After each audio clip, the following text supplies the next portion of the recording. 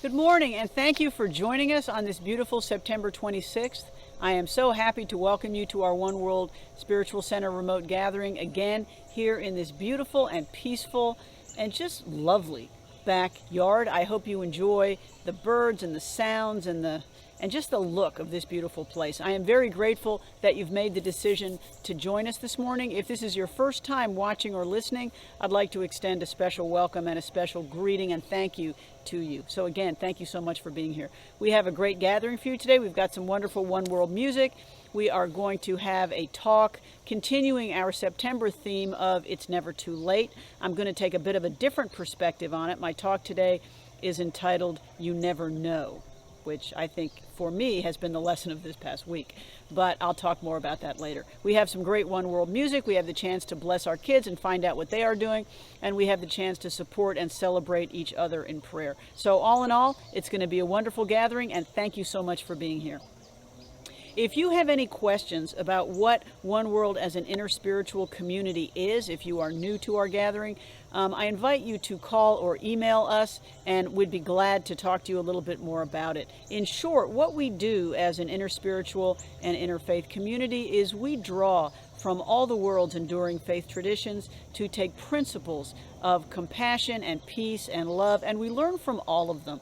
We can teach ourselves practices from the world's different faith traditions that resonate with us. Each one of us is on our own spiritual path, and we are so fortunate to be able to draw upon the wisdom of so many different and wonderful and true faith traditions to each craft our own path and together learn from each other in beloved community.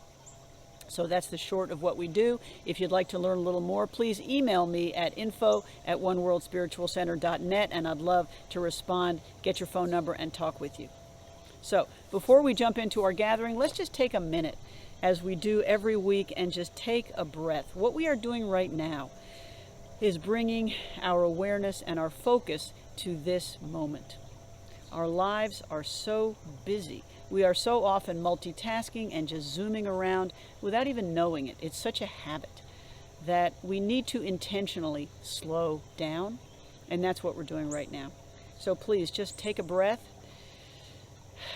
bringing your awareness to this beautiful, particular, and irreplaceable moment.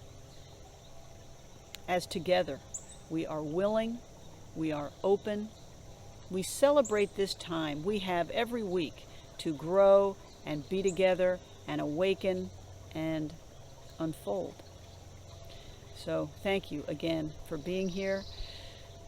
Let's take a breath and simply enjoy being together in this moment.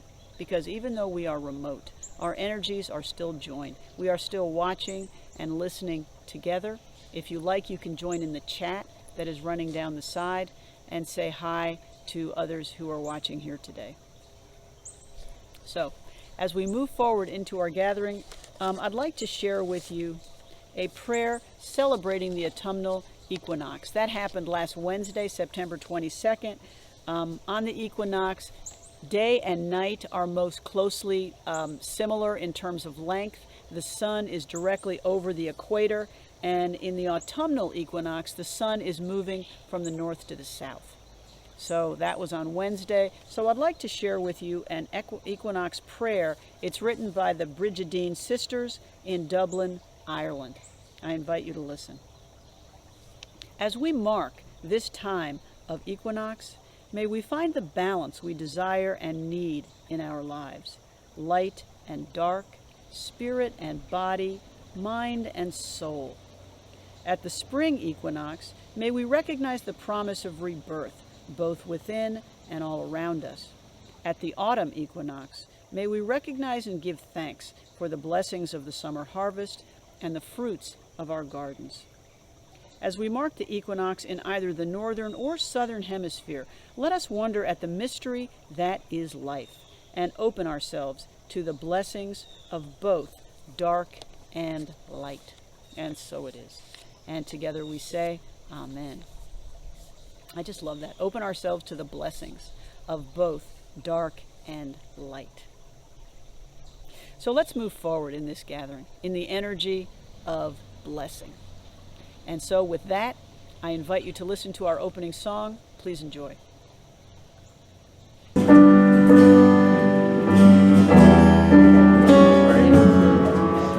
in being of service, we're just going to keep singing this song each week until this unit is over, because in being of service, it's the big things, it's the small things. It's Fiona and it's smiling at the lady who's having a bad day in the supermarket. It's that small. You are the heart, you are the hands, you are the voice of spirit on earth, and who you are and all you do is a blessing to the world. I am the heart, I am the hands, I am the voice of spirit on earth, and who I am and all I do is a blessing to the world. One more time. I am the heart, I am the hands, I am the voice of spirit on earth, and who I am and all I do is a blessing to the world. We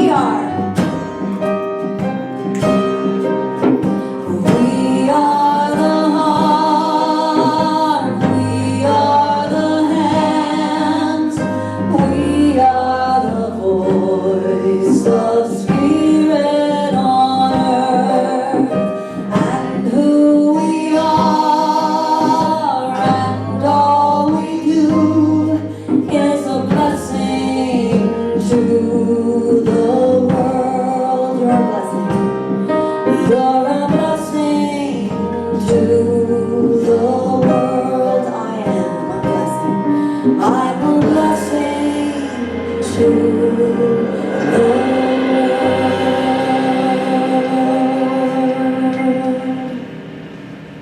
Thank you. This is the moment in our gathering when we have the opportunity to join together in a moment of reflection and prayer. We celebrate each other, we support each other, and we widen the circle to include all our beloved and all beings, all sentient beings, as they say in the Buddhist tradition, so that all may be well and happy and at peace. This is our time to send our love and our light together out into the greater universe, supporting all, loving all, and uplifting all. So let's take a minute and take a breath, moving your awareness down from your busy mind to your heart space. Just focus on your heart, softening it and opening it, and just feeling it flower, and prepare to send out the loving energy which we collectively send out during this time of prayer and reflection. So take a breath in this moment, in this right now. Mother, Father, God, we are here with gratitude for this right now, for this moment together, for this beloved community, for all souls gathered here. We thank you for the opportunity to be the hands and the voice and the feet of a loving God, by whatever name called, here on earth. We take this time to dedicate our gifts, our talents, our vision, and our love to a better world, a more loving, a more kind, a more compassionate future, which together we know that we can build. We are willing and we are grateful. And so it is. And together we say, Amen.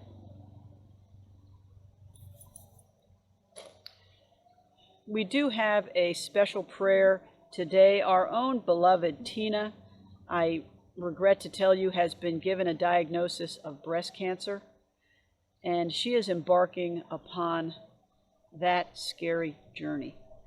And so we here hold her and her wife Dinah in our love and in our light, seeing healing, seeing speedy recovery, seeing a full return to wholeness and health and vitality, which we know is the truth of Tina as she engages in bike riding, as she does activity training with her dog, all the things that she loves to do. We see her so soon returning to that full and joyful life. So let's take a moment and hold Tina and Dinah in our hearts.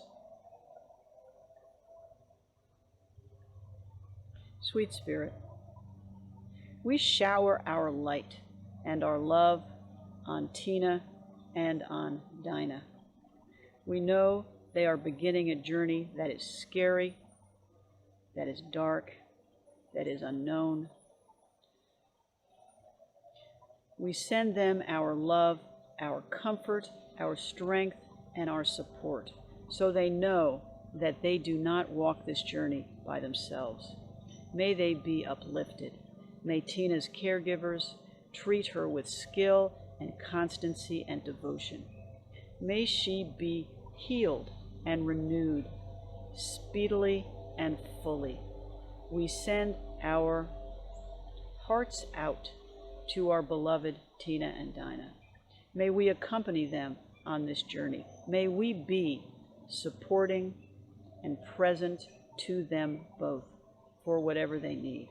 May they know they walk with spirit, they walk with friends and family. They do not walk alone. Bless them and keep them. And so it is. And together we say, Amen. So if you have an upcoming circumstance or a beloved or anything on your heart that you wish to lay into the circle of our loving energy, this is the time to do it. We take a few minutes every week and we just sit in a few seconds of silence so that each one of us can sit in awareness of our own life circumstances, which are challenging, which are unknown, or which are wonderful, and we are speaking with gratitude. We hold our beloved in our heart. If any one of them is going through a challenging circumstance, or if they have something to celebrate. So let's just take a moment together and sit in the silence, keeping our beloved and our own life circumstances on our hearts.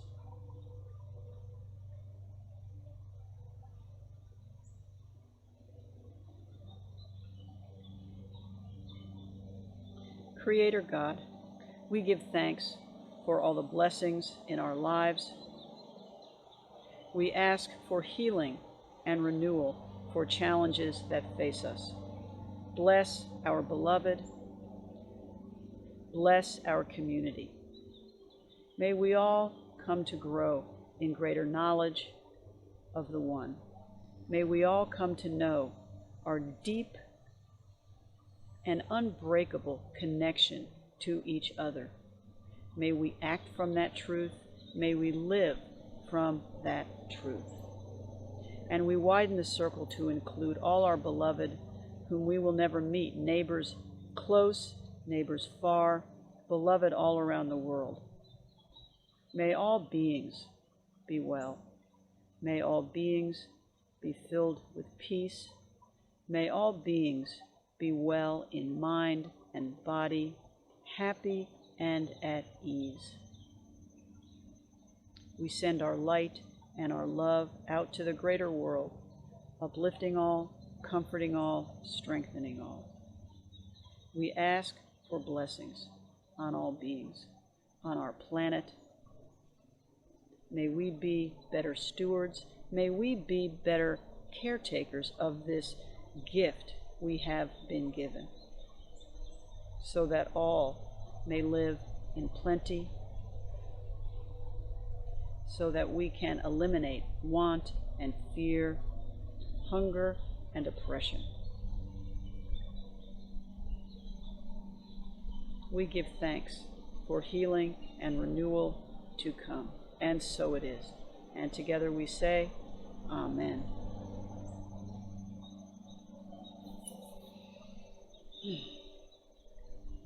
So one of the upsides of being in this beautiful yard is I am in this beautiful yard.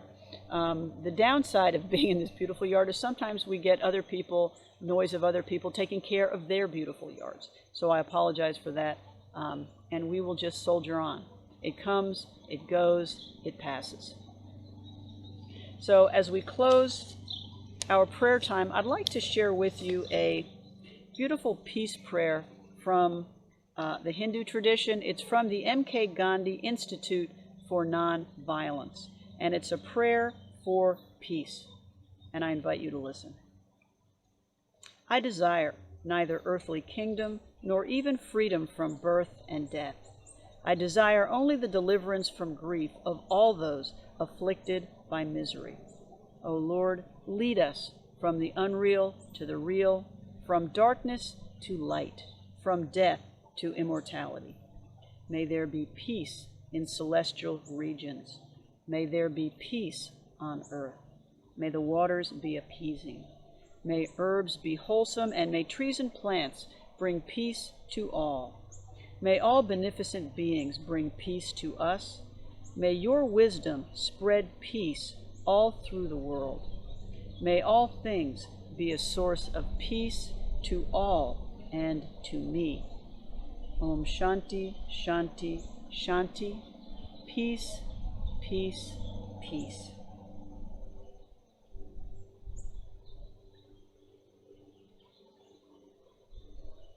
A beautiful prayer as we sit and rest in the awareness of the beneficent beings surrounding us, of the peace which surrounds us.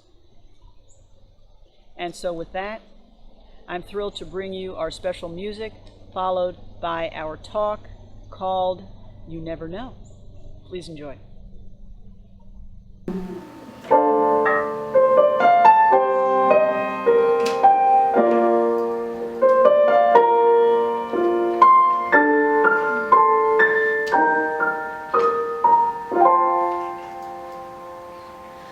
She was fire and he was ice. Life was far from paradise, but they made a living working on the land.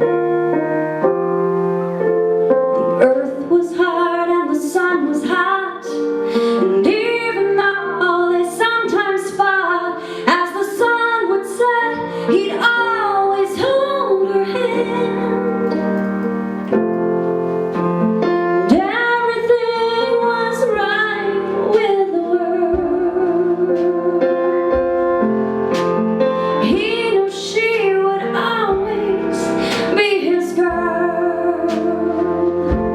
If I could be more like them, I know how to love. If I could be more like them, I'd feel the sun above. So when life starts to look like rain, with only work and never gain, help me remember I could be more like them.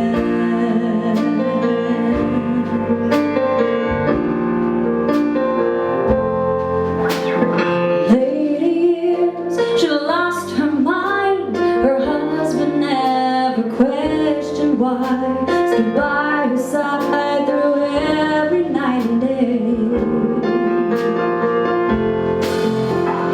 When she died, he fell apart. She lost her life and he lost his heart. Even though he knew she couldn't stay, but you can't kill love that's strong.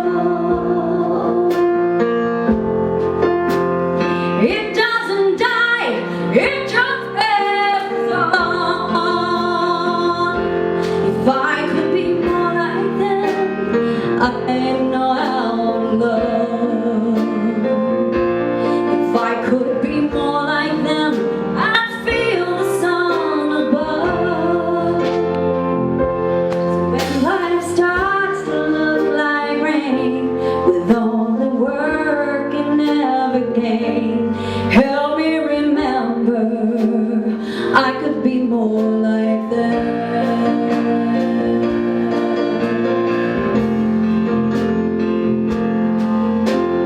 If there was just one thing I could say, I'd tell them now how I feel today. And I'd say, if I could be more like you, I'd know how to love. If I could be more like you, I'd feel the sun above. So when life starts to look like rain, with only work and never gain, help me remember I could be more like you.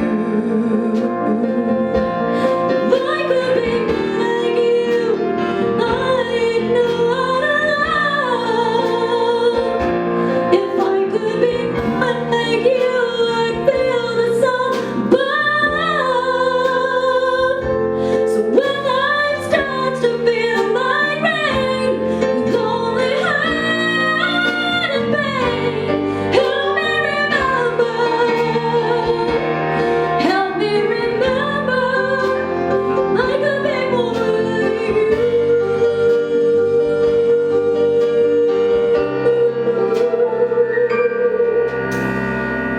Help me remember I could be more. She was fire and he was ice.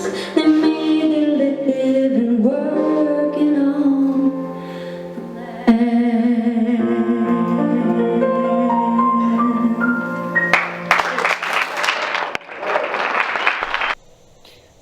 So thank you again for joining us. So do you know how sometimes, and I'm sure this has happened to you, the most innocuous, routine things can get you thinking. Things you normally wouldn't notice just grab your attention and your mind is off and running. So I was watching TV the other day and I saw an ad for a financial services company. This happens all the time. I'm sure you've seen them. You've probably seen this one. There was a family obviously enjoying complete financial security. They were at the beach. They were enjoying family fun. They were enjoying all their activities without a care in the world because obviously they had complete financial security. The slogan that came up was life well planned. Life well planned. So I'm sitting in my chair and without a moment's hesitation, without even thinking, I said out loud, "You must be joking." So my cynical reaction, I'm sure, had a lot to do with the fact that my life in the past year has been so unplanned. Medical issues, life issues, stuff. I'm guessing many of you could say the same. You add to that the major element that has created so much unplanning in all our lives. The continuing COVID pandemic, the Delta variant, perhaps new variants. Are we wearing masks? Are we not? Are we inside? Are we not? There is so much disruption, so many questions that continue in all our lives. We don't know when we will be able to get back to even the semblance of normal. We get the impression that not all is proceeding according to plan. What is the old Yiddish quote? Man plans and God laughs. I haven't seen God actually laughing, but I have gotten the impression that the universe has the same disregard for our well-laid plans. So I responded to that ad with a healthy dose of skepticism, you might even say cynicism. Now, I'm not dissing financial planning. This is a side note. I endorse it. I think it's a great idea. However, I don't think that even the most rigorous financial planning is going to give us the ability to rest assured that our lives will unfold as planned. And to be fair, often that is a good thing because life also brings us gifts, totally unplanned. 20, 30, or 40 years ago, I never thought I would be the spiritual director of an interspiritual community, or that I'd get married, or that I'd have kids, or that I would have any of the other numerous blessings which have just dropped on my head. These things just arose out of my life experience as life was happening. However, I wouldn't trade any of it, and I can't imagine my life being otherwise. Think about your own life. 20 years ago, 30 years ago, would you have anticipated that your life is going to be or was going to be as it is now? Likely not. We see these unexpected happenings in our own lives that are good. We call them blessings. We call them good luck. We don't ask, why me? We tend to reserve that for the bad news. The point is that life continues to be unplanned, good and not so good, and our challenge is to thrive in the middle of it. Our theme this month is that it's never too late. Again, it's inspired by that George Eliot quote, it's never too late to be who you were meant to be. That is an inspiring notion, and it tells us that we can change, we can grow, we can become in better alignment with our vision of who we are here to be in the midst of this life. We often hear the analogy of coming to a crossroads in our lives. There's a path this way, there's a path that way, and we pause and we contemplate the path we are going to take. That is such a peaceful and calming image. However, life's often, my life anyway, does not feel like that. It feels more like we're shooting rapids while we're hunkered down in the stern of a boat trying to steer with a little paddle. However, even when life's flow becomes a bit overwhelming, it doesn't eliminate our choice as to how we want to respond to life's events. I have found for myself that it often takes extreme and disturbing events to teach me that lesson. Life is full of beauty and grace if we are only of the attitude to see it. So our speakers so far this month have shared their wisdom on the choices and the opportunities that remain ours at all stages in our lives. They have shown us it's not ever too late to awaken, to change, and grow. And that is such a comforting thought, especially for those of us, and again, I will employ a golf analogy here, who are on the back nine and approaching the clubhouse. It is such a comforting thought that there is always time, there is always a chance to do what we are here to do, to fulfill our purpose, to awaken and unfold and continue to grow. So today I'd like to shift focus a little bit. I'd like to look at the notion that it's never too late from a different perspective. And my reflections are prompted by an experience I had last week. I wrote a Facebook post on it, you may have seen it, but I'd like to talk about it a little more here.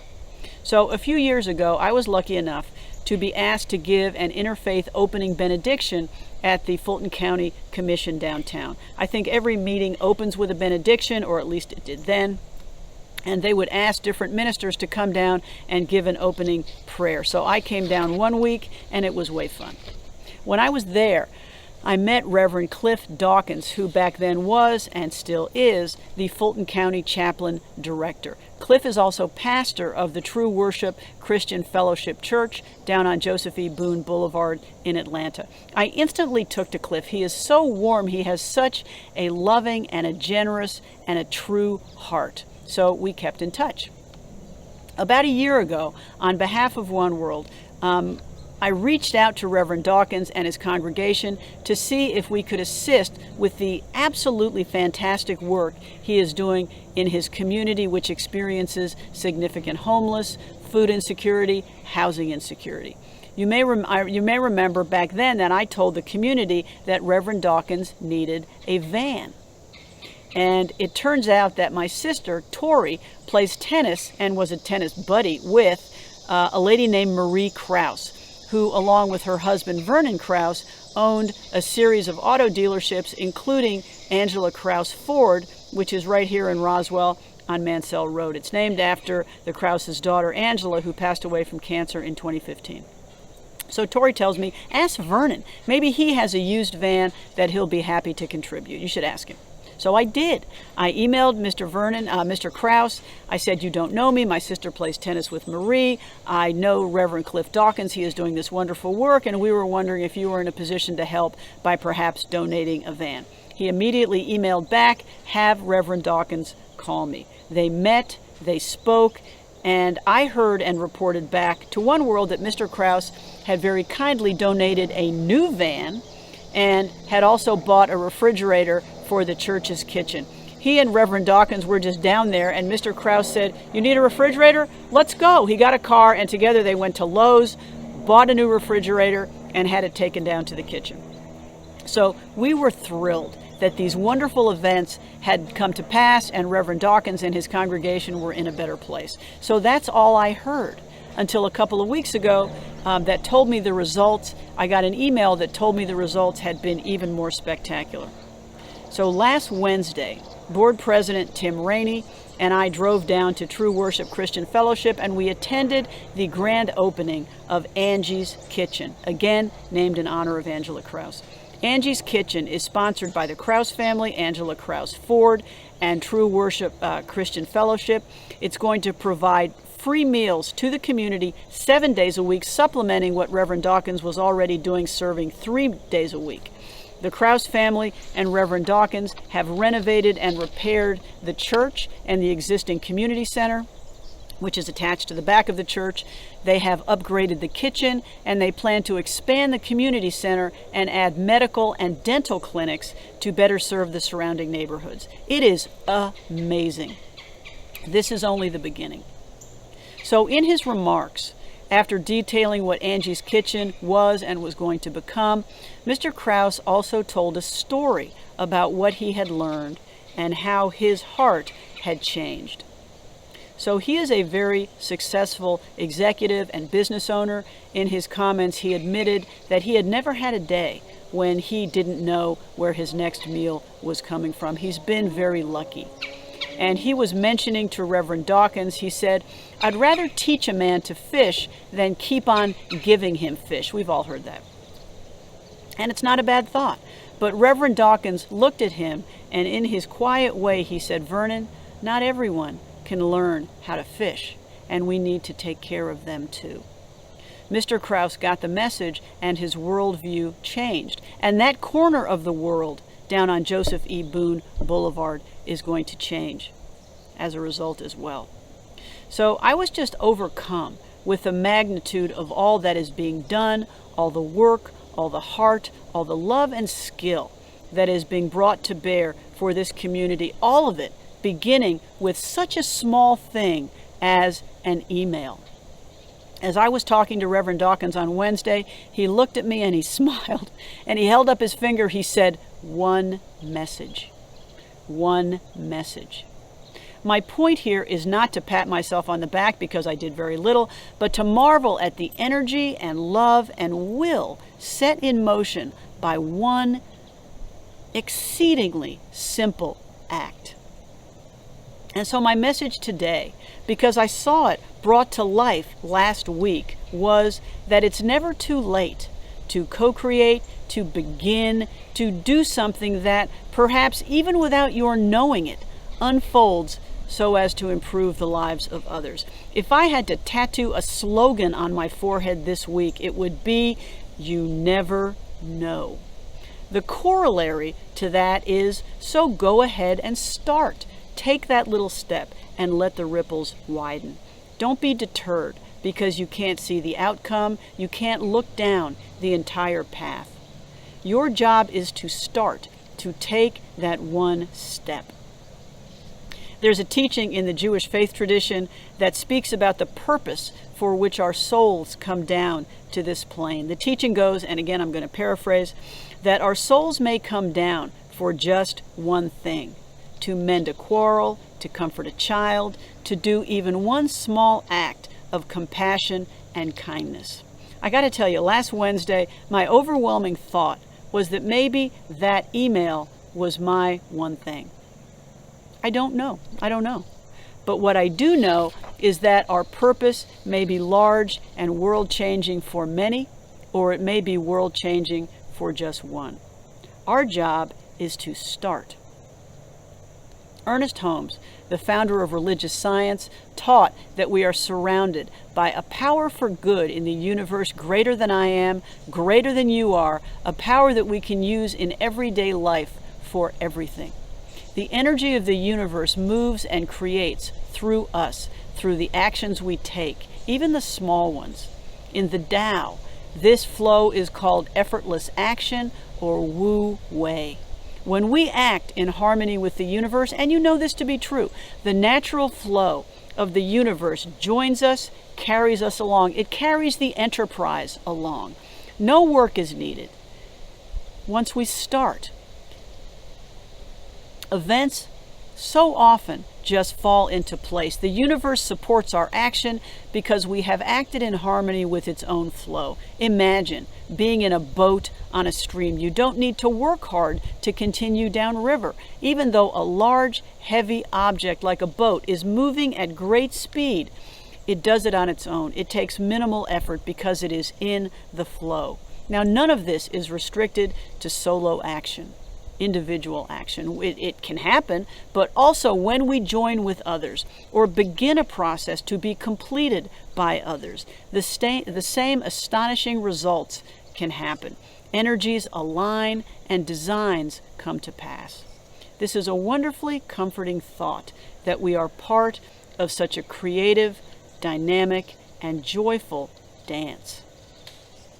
The Prophet Muhammad, when he was asked what actions are most excellent, replied, to gladden the heart of a human being, to feed the hungry, to help the afflicted, to lighten the sorrow of the sorrowful, and to remove the wrongs of the injured. While we can often extend such help ourselves, we also do it in concert with others. We also can undertake, or at least begin, the actions which are most excellent. So if only we could keep that thought, stepping out with confidence and courage every time opportunities present themselves. However, I believe that sometimes we are deterred from taking any action because problems are so large, they seem so immovable, and because we can't fix them all, we just get discouraged. We are surrounded by so many pressing issues, from COVID to climate change to systemic racism and growing income inequality to political strife and division to more local issues that seem unsolvable as well. So what do? I've had friends who have announced their intention is just not to listen to the news anymore. And sometimes I find it hard to blame them. There is such pressure to simply throw up our hands and attend to our own small circles. When we do that, I suggest we are misreading our own role in the unfolding of events. Our role is different. Let me explain what I mean by referring to some wisdom from one of my absolute favorite movies. I've talked about this movie before. Okay, you may know that I am a huge fan of Peter Jackson's Trilogy, The Lord of the Rings. These movies, this is going to be a short background, these movies involve the journey of a hobbit who is a small and peaceful being, Frodo Baggins, from his beautiful and peaceful home in the Shire to a monstrous and scary destination far away known as Mordor. Frodo and his companions undertake this perilous journey in order to defeat the powers of evil that threaten to overtake this world. So how do they do this? The agent of evil, a being named Sauron, who shows up in the film as like a big eye, has aligned his powers with a single ring, the One Ring, which he wore at one point but has lost. Sauron only needs to find and recover this One Ring to cement his hold over all the earth, casting all beings perpetually into darkness. As luck would have it, or as bad luck would have it, Frodo has the ring, and his task is to travel to Mordor, getting past Sauron and his thousands of evil and scary henchmen, and destroy the ring by throwing it into the huge and blazing fires of Mount Doom, which is just about as hospitable a place as it sounds. This is not a small order, and certainly not a journey or a task that he had planned. So, as you might imagine, Frodo undergoes all sorts of harrowing adventures, and at one point he's just overcome. He is lamenting his fate. Things are going really badly, the company is in danger, the mission is in danger. Frodo is sitting with the wisest of his companions, the wizard Gandalf, and he expresses his sorrow at how events are turning. Like us in challenging times, Frodo is just lamenting the hand that he was dealt. So J.R.R. Tolkien, the author of The Lord of the Rings, gives us the following exchange. Frodo says, I wish the ring had never come to me. I wish none of this had happened." And Gandalf replies, "So do all who live to see such times, but that is not for them to decide. All we have to decide is what to do with the time that is given to us." All we have to do is decide what to do with the time that is given to us. That's it. The same is true for us. We do not control, most of the time, the grand outcomes. We just decide what to do with our time right here and right now. Don't you find that to be a comforting thought? Nobody can take that choice away from you. And, as I found out last week so poignantly, sometimes all we do is form an intention and take a small step. Start where you are, doing what you can. Often, so much more than you anticipate will result. We just set that energy in motion.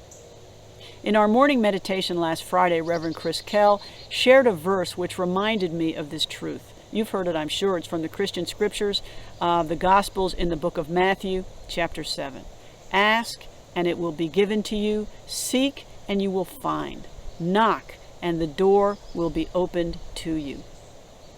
Simply start and stand by to see what gifts the universe unfolds. As I was researching this talk, I came across a beautiful image that I'd like to share with you. We often hear these days about our footprint. I'm sure you've heard that word. What is your footprint? And it's usually used in the environmental context, how much carbon we create, how many resources we use, how much garbage we create, are human footprints that deplete and damage our ecosystem and our world. In contrast to the notion of footprints, I learned about the concept of handprints. The concept of handprints was developed by Gregory Norris. He's the director of the Sustainability and Health Initiative for Net Positive Enterprise. The acronym for all that is SHINE at MIT. It's an environmental think tank and nonprofit. He developed this concept of handprints in the context of environmental sustainability, but I think it has much broader application. A handprint, he teaches us, is a positive contribution to our world. What we give, what we contribute, what we leave behind that benefits others, our communities, and the greater world. As he puts it, handprints represent the benefits of your presence. They're the positive changes that you bring into the world. If footprints are what we unavoidably take, handprints are what we intentionally give. What a great notion. Every time we confer a blessing, large or small, our handprints remain. We have been here. We have made a difference. All it requires is to intend, to believe, and to act. As Norris put it, the key is to begin. So for us, our One World handprint is on Angie's kitchen, and it always will be. Many other handprints are on it as well, and hundreds more will be added. Together, these handprints make up a mosaic of love, support, and belief. So this is the question we get to ask. Where do I want to leave my handprints, my intentional markers of gift and of blessing? The opportunities are absolutely unlimited, and they are there at any point in our lives. I'm sure your handprints are widely spread on your family, on your friends, on work, on community endeavors, in every place that you have conferred a blessing. Think about it. Where are your handprints right now, and where can you add more? It is never too late. Ask, seek, knock, and begin. And together, we can lift up our communities and our world. You never know. And so thank you for listening, and I'd like to close with a reading by Maria Turk. A reading from Essential Spirituality, the 7 Central Practices to Awaken Heart and Mind by Dr. Roger Walsh. In Indian traditions, human consciousness is sometimes described as a vast ocean, an ocean muddied and darkened by the fear, anger, greed, and ignorance that cloud our lives. Whatever is dropped into this ocean creates waves that ripple out forever, diminishing in size but never completely disappearing. Our task is to drop into this ocean the most helpful gifts of wisdom, awareness, and love that we can. Our little gifts will ripple out through the great ocean of human consciousness forever. They're boundless in their effects. I hope you enjoyed that talk, and thank you to Maria Turk for a wonderful reading. Maria always does such a fabulous job. We are very grateful. Thank you, Maria. So this is our opportunity to give our gifts and our offerings in support of One World. And as I say every week, and I apologize for sounding like a broken record, but I know I do, thank you so much for your continued generosity, your continued support of this organization, of this community, of our message. We dedicate these tithes to the continuing work of One World. We bless them. We take their energy and we use it to continue to spread our message of compassion and peace and love, using the imagery and the rich language of the world's enduring faith traditions. We thank you so much. We are very grateful. Thank you so much for your ongoing generosity. You can easily donate to One World. Just go to our website, click on the Giving tab at the top, then the Donate link, and then this page will appear. And as you can see, there is a large Donate Now button in the center. That will take you to our giving app called Tithely. Or you can send a check to the address shown in the center of the page. Or you can also give using the PayPal link. Again, thank you so much for your continued generosity and support. We have several announcements for you today. First, we have a new class starting on Tuesday, September 28th, called The 10 Challenges. And this class is based on a book by Leonard Felder. And in this book, he brings a new modern-day interpretation to the writings that we know today as the 10 Commandments. Now, I studied this book in seminary, and I highly recommend this book and this class. To me, it was one of the best books we studied in seminary. And if you are interested, be sure to register so that we know how many people will be attending. And it is the same Zoom link we use for our Community Circles discussion group and our fellowship. Next, just a reminder that our Community Circles will start up again this Wednesday, September 29th. Community Circles is a discussion group that meets every Wednesday to discuss the previous Sunday's talk in more detail. You do not need to have heard the talk before joining. We hope to see you there. And last, today we have our community meeting right after service. Please join us. It's an opportunity to learn more from our board and staff, and it's also an opportunity to ask any questions you have about One World. And if you do not have our Zoom meeting information, email or call us with the information at the bottom of the slide so we can get that information right out to you. Let's take a minute and bless our kids. Reverend Rebecca Johnson, our youth director, tells me that they're continuing to explore the truth that all is in divine order. I can't think of a better principle and message to teach our kids in today's world of uncertainty, of challenge, of frequent difficulty. Our kids will be better prepared when they can know that whatever is happening, when they can have faith that the world is unfolding, their lives are unfolding in divine order. So let's take a minute and remind our kids that we love them and we bless them. We love you, we bless you, we appreciate you, and we behold the divine in each and every one of you, because we do. So as we move into our closing song and our closing pictures, I would just like to say thank you so much for joining us. I hope you have enjoyed our gathering. Remember, immediately following the gathering today, we have a community meeting, so please jump on the Zoom and join us for that. If you would like that Zoom link, please email us at info@oneworldspiritualcenter.net, and we will send you the password. Also, please remember that starting next Tuesday, the 28th, we are beginning a book discussion of Leonard Felder's The 10 Challenges. That is also a Zoom event. It is free of charge, except you have to buy the book, and we'd love to have you join us for that. So, again, thank you so much for being here. I hope you have a wonderful and a blessed week. We'll see you next Sunday. Hit it, boys.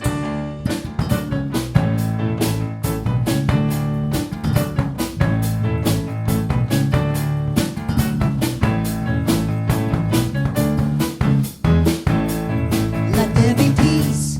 I am a stand for peace. Let there be love. I am a stand for love. Let there be joy. I am a stand for joy. We are making a new world now. Let there be peace. Peace. I am a stand for peace. Let there be love. Love. I am a stand for love. Let there be joy. Joy. I am a stand for joy. We are making a new world now. We are making a new world now. We are making a new world now. All right. Have a great week, everybody, and we will see you next time, same place, same time.